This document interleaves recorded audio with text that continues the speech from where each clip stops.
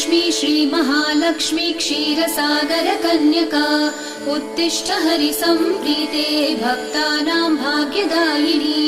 श्रीलक्ष्मी श्रीमहालक्ष्मी क्षीरसागरकन्यका उत्तिष्ठ हरिसम्प्रीते भक्तानां भाग्यदायिनी।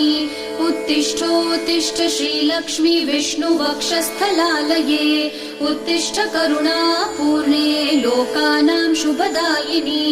उत्तिष्ठोत्तिष्ठ श्रीलक्ष्मी विष्णुवक्षस्थलालये उत्तिष्ठ करुणापूर्णे लोकानां शुभदायिनी।